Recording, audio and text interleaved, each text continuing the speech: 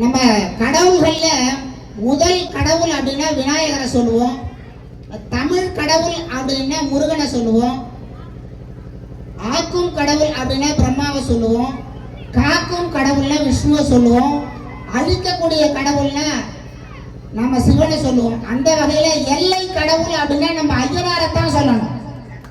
அந்த ஐயனாருக்காக ஒரு அழகான பாடலை இங்க எங்க அணி தர இருக்கின்றோம்.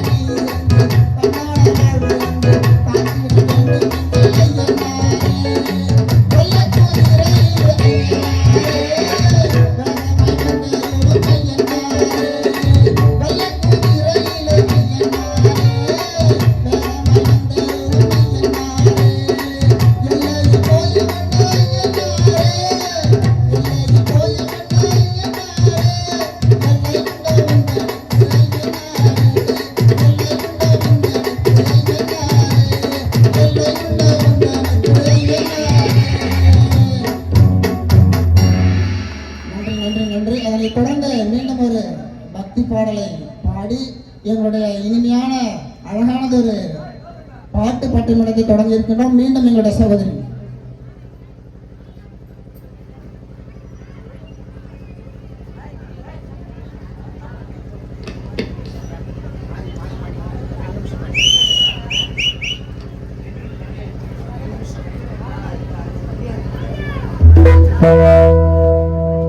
வரமளித்து உலகமெல்லாம் வாழ வைக்க வந்தவளே,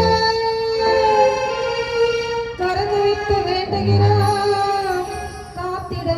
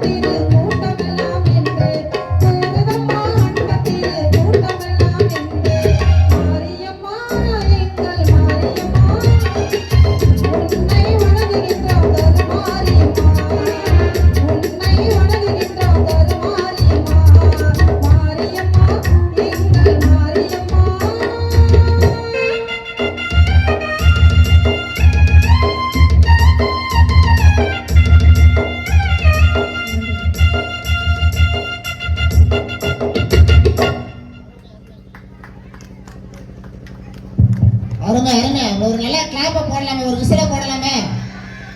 அருமை.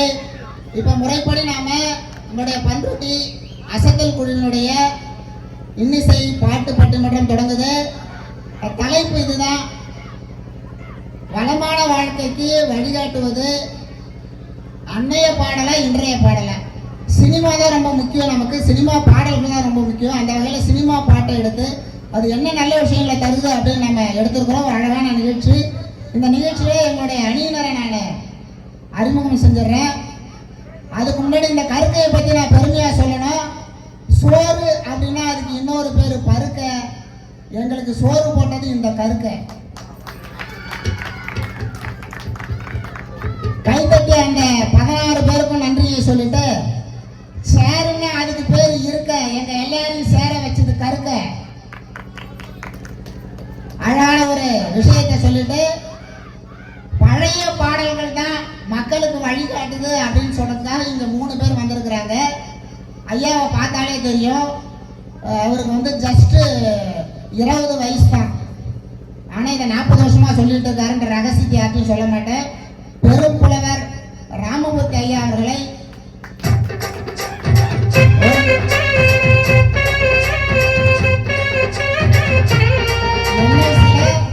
என்எல்சில உயர் அதிகாரியாக இருந்து சமீபத்தில் பணி ஓய்வு பெற்றிருக்கார். ராமமூர்த்தி என்னுடைய ஆஸ்தான கலைஞர் அப்படின்னு சொல்லலாம். அவருக்கு வரவேற்பு சொல்லிட்டு, அதனை தொடர்ந்து மதிப்புக்குரிய இன்னிசை வாணி அப்படிங்கிற பட்டத்துக்கு சொந்தக்காரரான மலர்விழி அவர்களை நான் உங்களோட கைத்தட்டலோட, நல்ல சாதாரணமான விஷயம் கிடையாதுங்க.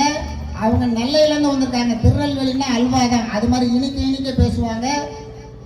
கன்னியாகுமரியிலும் வந்திருக்காங்க. அவங்க ஏறாத மேடைகளே கிடையாதுங்க, எல்லா மேடைகளையும் ஏற்றாங்க. அவங்க ஏறாத ஒரே மேடை எடை மேடை மட்டும்தான். அவங்கள அறிமுகம் செய்யல ரொம்ப மகிழ்ச்சி. நமக்கு பாட்டு பாடி காமிச்சாங்க இல்லைங்களா, அவங்க அன்பிற்குரிய பூங்காவனம். அவங்களும் ஒரு ஆசிரியை.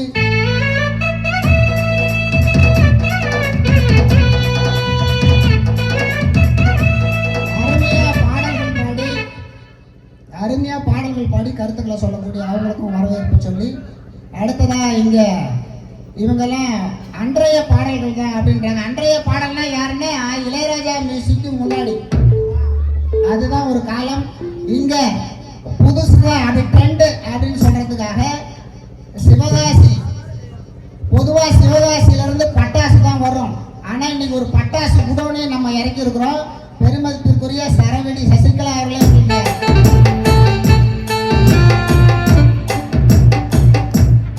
இவங்க வராத டிவியே கிடையாதுங்க. சன் டிவி, விஜய் டிவி, எல்லா டிவியும் வந்திருக்கிறாங்க. இவங்க வராத ஒரே டிவி சிசிடிவி தான் அப்படின்றதையும் யார்கிட்டையும் சொல்ல மாட்டேன். அடுத்து இவங்க நிறைய படங்கள்ல நடிச்சிருக்கிறாங்க. அந்த படம் ஓடல, ஆனா அந்த படத்தை எடுத்தவங்க கூட ஓடிட்டான்றதையும் சொல்லிட்டு, ஏம்மா அந்த கை தட்டினா என்னப்பா, அந்த டிராக்டரை கட்டி பிடிச்சின்னு ஒரு 5 பேர் இருக்குங்களே.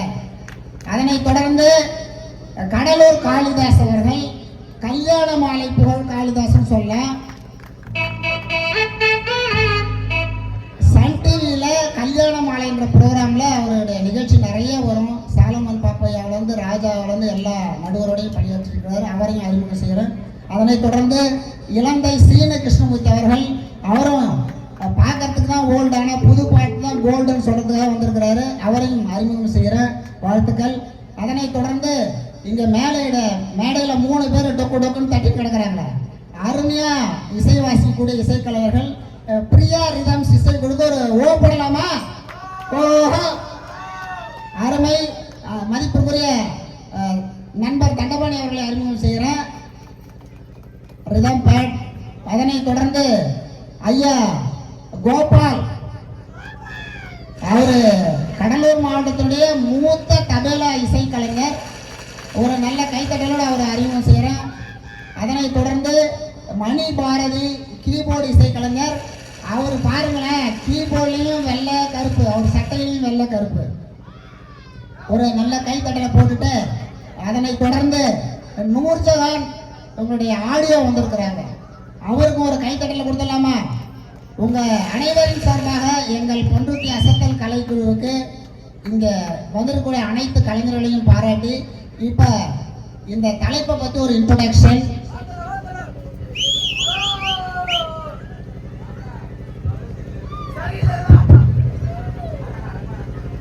எல்லாம் சௌக்கியமா? ரைட்டு, மகிழ்ச்சி.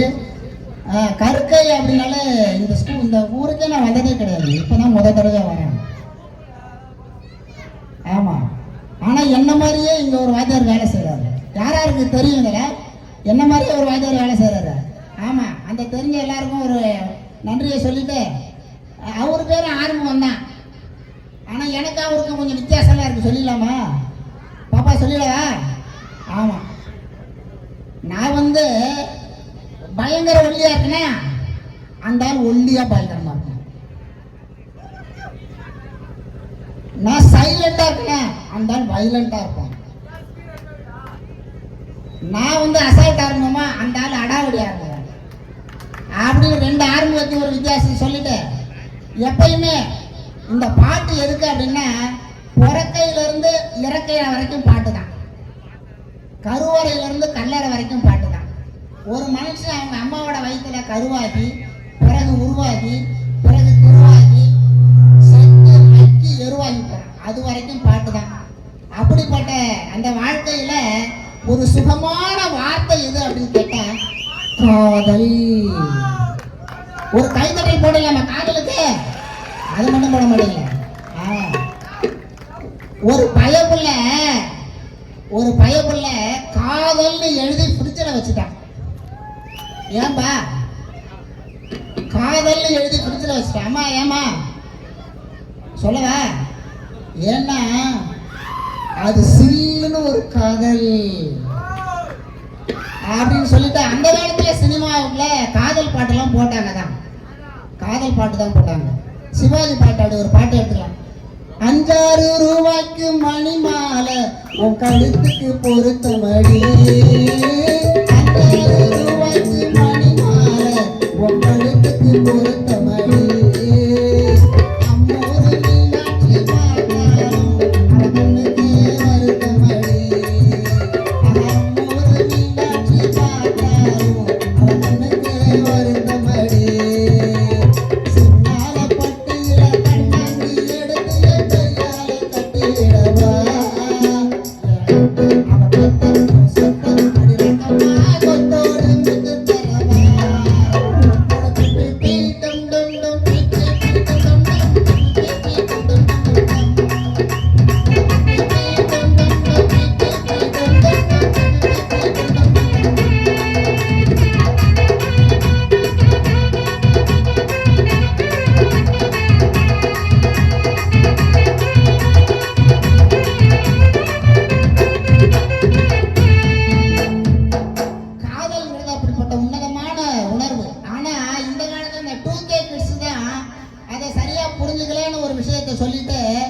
ஒருத்தவன் கவிதை எழுதுறான்பா. கவிதை காதலை பத்தி.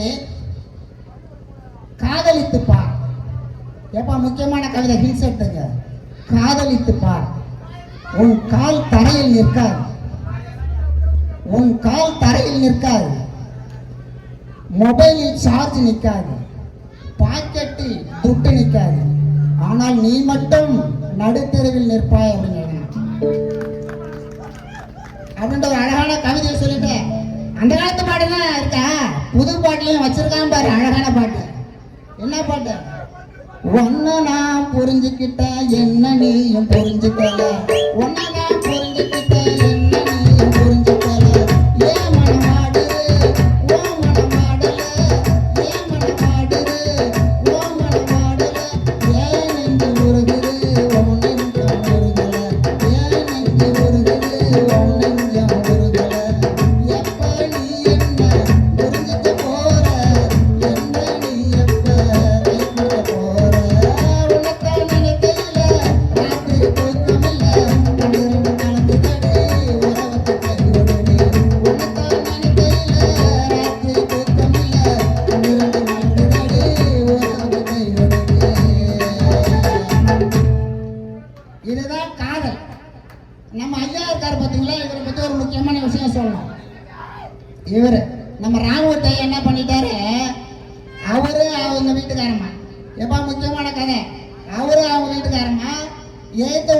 அவங்க 2 பேர் புருஷன் பொண்டாட்டி 4 பேரும் வேளாங்கண்ணி கோயிலுக்கு போகணும்.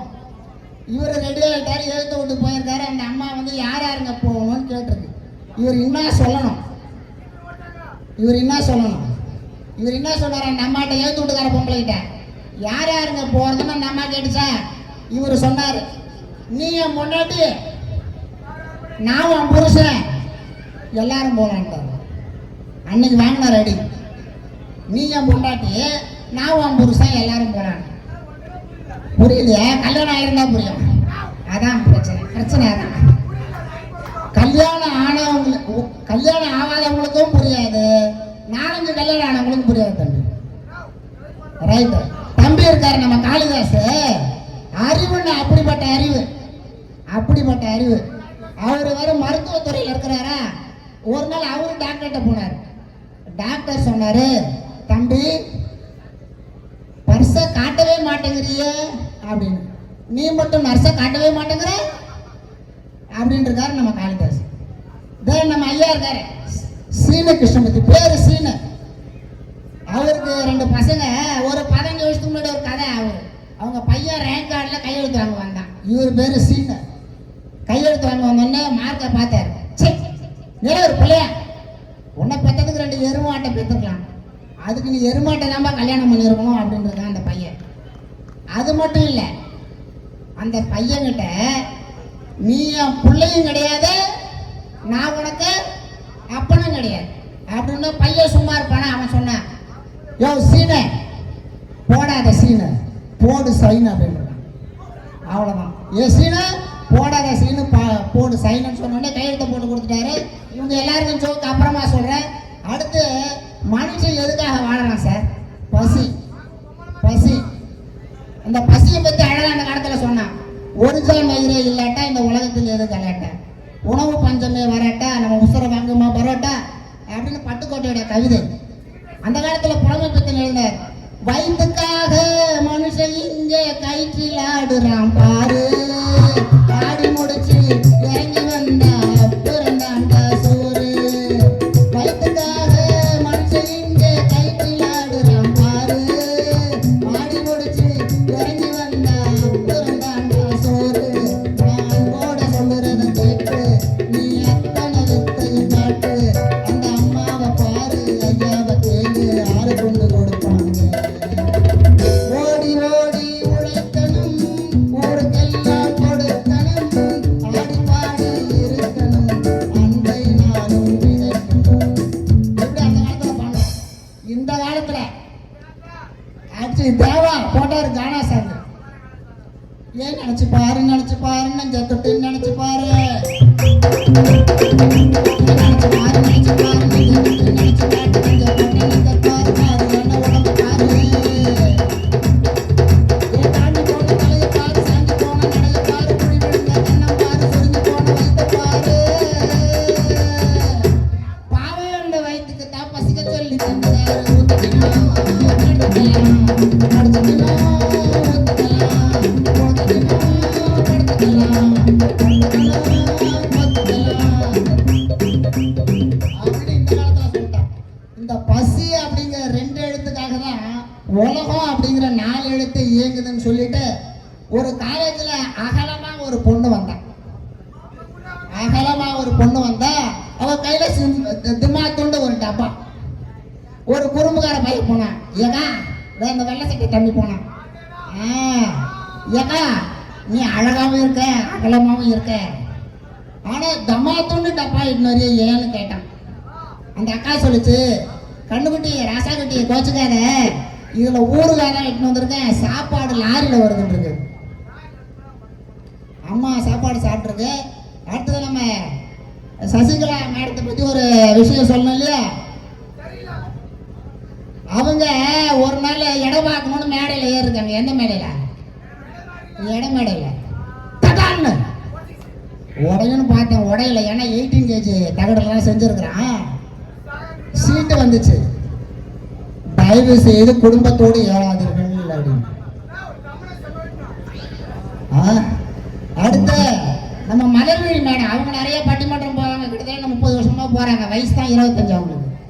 10 நாளைக்கு முன்னாடி பார்க்குறேன் வாய் பூரா வெள்ளை வெள்ளையா இருக்கு. லேடிஸ் லிப்ஸ்டிக் போட்டால் எப்படி இருக்கும்? சோப்பாக தானே இருக்கும். வெள்ளை வெள்ளையா இருக்கு அவங்களுக்கு. ஏன்னா சார் நான் ஒரு பட்டிமன்றம் போனேன் சார். நாங்கள் எங்கே மேடம் போனீங்கன்னு? இந்த தம்மாத்தோட பசங்க எல்கேஜி யூகேஜி பசங்களுக்கு பட்டிமன்றம் போனேன் நாங்கள். சரி என்னதான் மேடம் தலைப்புன்னேன். அந்த தலைப்பு என்ன தெரியுமா? சுவையில் சிறந்தது பல்பமா சாக் பீஸா. அதுக்காக சாக் பீஸ் பல்பத்தெல்லாம் தின்னு பார்த்துட்டு போயிருக்கிறாங்க அந்த அம்மா. அவங்களுக்கு எங்கே இருக்காங்களா பூங்காவனம். ஒரு நாள் விழுப்புரம் பஸ் நல்லா போய் ஜவுளி கடைக்கு போயிருக்கிறாங்க. கடைக்கு போய் கடைக்காரா டைட்டானிக் ஜட்டி இருக்கா அப்படின்ன உடனே கடைக்காரன் டென்ஷன் ஆகிட்டா. ஏன் அவன் பையனுக்கு ஃபோன் போடணும். உடனே பையனுக்கு ஃபோன் போட்டேன். அவங்க சொன்னா எங்கள் அம்மா ஒன்றும் புரியாது. டைட்டானிக் ஜட்டி கேட்டேன். அந்த அம்மா என்னன்னு சொல்லிடுச்சு, டைட்டான் நிற்கிற ஜட்டி கேட்டான்னு சொல்லிட்டேன். சரி சொல்லிட்டு இப்போ அன்றைய பாடலா இன்றைய பாடலாவுக்கு ஒரு சின்ன விஷயத்தை மட்டும் சொல்லிடுறேன். அழகான ஒரு ஹம்மிங்கோட முடிச்சிடலான்னு நினைக்கிறேன். அன்றைய பாடல் தான் சிறந்தது அப்படின்னு நீங்கள் 3 பேர், இன்றைய பாடல் தான் சிறந்தது 3 பேர் இருக்காங்க. ஒரு அழகான ஹம்மிங்கோட அன்றைய பாடல்கள் அப்படின்றதுக்கு தந்தான தந்தன தானே தானதான தானதானே தந்தன தந்தனா தானானே தானே தந்தனா. இது என்ன பாட்டுன்னு சொல்ல முடியுதா? உங்க குரலே தார் ரோட்ல தகர டப்பாவை தேய்ச்ச மாதிரி இருக்கின்றான். இந்த காலத்துல பாட்டுக்கு ஒரு ஹம்மிங் போட்டார் நம்ம இசைஞானி. நம்ம எல்லாரையும் கடவுள் தசையால தாங்க படைச்சான். அவரை மட்டும் இசையால படைச்சிட்டான். அழகா ஒரு ஹம்மிங் போட்டாரு. தாங்கடத்தை தங்கடத்தை தடங்கடத்தை